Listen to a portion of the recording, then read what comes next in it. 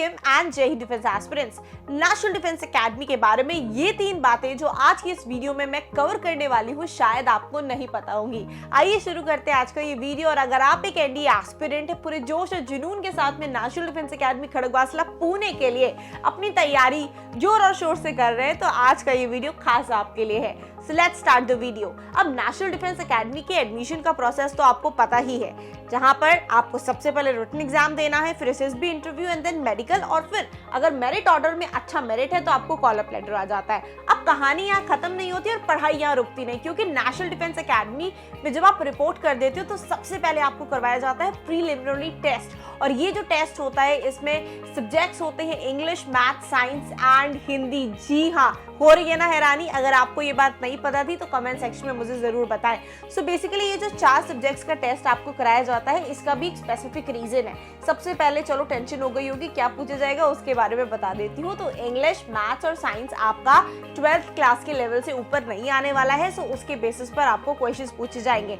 And fourthly जो हिंदी है, हिंदी का टेस्ट क्यों कराया जाता है? ताकि ये समझ में आ जाए कि आपको हिंदी लैंग्वेज की कितनी नॉलेज है। और ये जरूरी भी है क्योंकि आप नेशनल डिफेंस एकेडमी में जा रहे हो, अलग अलग बैकग्राउंड से हो, अलग अलग बोर्ड्स और स्कूल्स के पढ़े हुए हो, और अब एक कॉमन इंस्टीट्यूट में जा रहे हो आपकी, जहां पर अगले 3 साल तक ट्रेनिंग होनी है। तो वहां पर एटलीस्ट आपका लेवल क्या है, आप कितना जानते हैं, कितना आपको आपकी जो भाषा है हिंदी उसका ज्ञान है, प्लस सब्जेक्टिव नॉलेज कितना है, इसका एक रफ आइडिया मिल जाता है, जिसके जरिए एक आइडिया मिल जाता है कि आपको आगे के एजुकेशनल पैरामीटर पर किस हिसाब से ट्रेन करना है ना? कितना अमेजिंग बात। तो इसीलिए कहते हैं कि नेशनल डिफेंस एकेडमी में सिलेक्शन के बाद में पढ़ाई भी नहीं रोकनी है, पढ़ाई भी अपनी कंटिन्यू रखिए, रिवाइज करते रहिए अपने चैप्टर्स को। सेकेंडली तगड़ा रहना है क्योंकि रगड़ा भी बहुत मिलने वाला है, तो इसीलिए आपको अपने फिजिकल पार्ट पर भी उतनी ही मेहनत करते रहना है। पॉइंट नंबर 2, ये बात है specially for the Indian air force के एस्पिरेंट्स के लिए। नेशनल डिफेंस एकेडमी के जरिए आप सबको पता है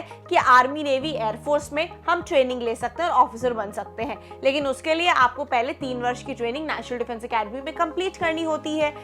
और एक अमूमन सब एस्पिरेंट्स को पता है कि 4 साल के बाद में हम अफसर बन जाते हैं, लेकिन इसमें भी एक ऐसी एक्सेप्शन है जो शायद आपको नहीं पता होगा, और एक्सेप्शन है इंडियन एयरफोर्स के कैडेट्स के लिए। लेकिन शुरू से शुरू करेंगे ताकि आर्मी और नेवी को भी कंफ्यूजन ना रहे। सो भाई देखो, अगर आपने नेशनल डिफेंस एकेडमी में एडमिशन लिया है और आप इंडियन आर्मी के लिए सिलेक्ट हुए हो, तो आपकी 3 इयर्स की ट्रेनिंग होगी नेशनल डिफेंस एकेडमी में, और लास्ट 1 ईयर की ट्रेनिंग होगी इंडियन मिलिट्री एकेडमी देहरादून में, जहां से पास आउट करके आप बनने वाले हो लेफ्टिनेंट। सेकेंडली, अगर आप इंडियन नेवी के लिए सिलेक्ट हुए हो, तो अगर इंडियन नेवी के एग्जीक्यूटिव ब्रांच के बच्चे ही नेशनल डिफेंस एकेडमी में 3 साल की ट्रेनिंग लेते हैं, इतना क्लियर है ना? And followed by that 1 year की जो आपकी ट्रेड ट्रेनिंग है वो होने वाली है INA एजमेला में, और जिसके बाद आप बनने वाले हो सब लेफ्टिनेंट।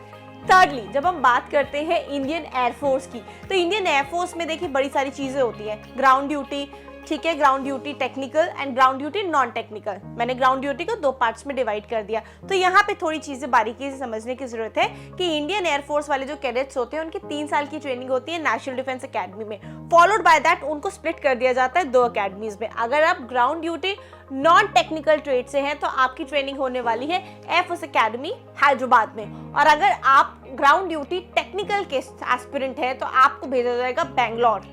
यहाँ तक तो ठीक है, लेकिन फिर इसमें एक्सेप्शन क्या है? एक्सेप्शन ये है कि जो फ्लाइंग वाले कैडेट्स होते हैं उनकी ट्रेनिंग 3 साल की एनडीए के बाद 1.5 साल की फ्लाइंग की ट्रेनिंग चलती है, जिसमें जब 1 ईयर कंप्लीट हो जाता है, unlike IMA and INA cadets, उनको भी रैंक दे दी जाती है फ्लाइंग ऑफिसर की, लेकिन वो प्रोबेशन पीरियड पर होती है, माने अभी पक्की नहीं होती है, राइट? एंड आफ्टर 6 मंथ्स जब वो सक्सेसफुली अपने कोर्स को कंप्लीट कर लेते हैं और वो पास आउट हो जाते हैं, तब ये कंफर्म होता है और उनका प्रोबेशन पीरियड ओवर होता है, और फाइनली उनकी जो फ्लाइंग ऑफिसर की रैंक है उनको परमानेंट कमीशन के तौर पर मिल जाती है। और अब इंडियन एयरफोर्स के जो ग्राउंड ड्यूटी के नॉन टेक्निकल एस्पिरेंट्स हैं, कैडेट्स हैं, उनके लिए क्या? जो नॉन टेक्निकल के कैडेट्स हैं उनके लिए भी सेम क्राइटेरिया है कि 1 ईयर की ट्रेड ट्रेनिंग जब उनकी कंप्लीट होती है हैदराबाद में, उसके बाद उनको भी प्रोबेशन पर अपनी रैंक हासिल हो जाती है, लेकिन 6 मंथ्स के बाद ही उनको परमानेंट कमीशन ग्रांट किया जाता है। तो है ना ये एक्सेप्शन? अगर आपको ये नहीं पता था तो मुझे कमेंट सेक्शन में जरूर बताएं।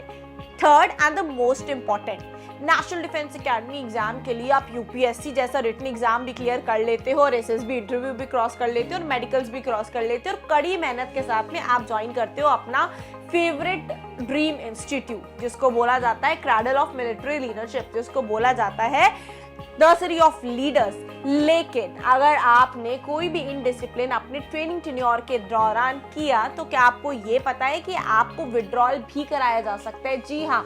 और सबसे बड़ी बात पता है क्या है, अगर आप डिसिप्लिनरी ग्राउंड्स पर एनडीए से विड्रॉल कराया जाता है, आपको दोबारा उस अकेडमी में ट्रेनिंग के लिए कभी भी अलाउ नहीं किया जाएगा, even if you again clear the NDA examination or you qualify the SSB interview. So please keep in mind, जब इतनी मेहनत और शिद्दत से आपने एक एग्जाम क्रैक किया है तो उसको, उस अग्निपथ को जो आपके लिए प्रिपेयर हुआ है, जिस पे कड़ी ट्रेनिंग और रगड़ा है, एटलीस्ट उसको तो पूरी शिद्दत से पूरा करे और इनडिसिप्लिन की वजह से आउट कभी ना हो।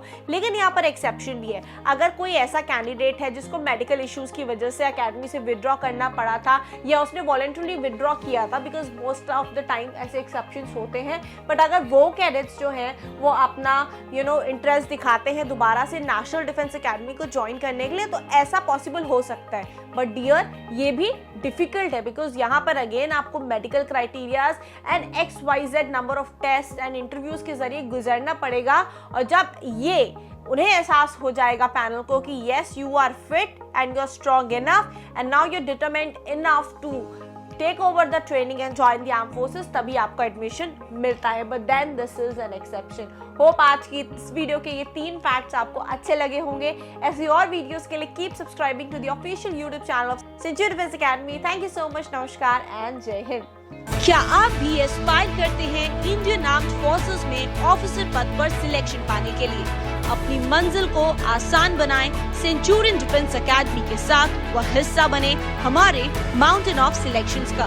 Screening test, psychology test, personal interview, GTO, conference, CPSS का कंप्लीट गाइडेंस एवं इंडिविजुअल एंड पर्सनलाइज्ड फीडबैक ले इंडिया के most trusted and favourite SSB panel mentor से और इंश्योर करें अपने रिकमेंडेशन एंड सेल्फ कॉन्फिडेंस को अपनी अपकमिंग SSB के लिए।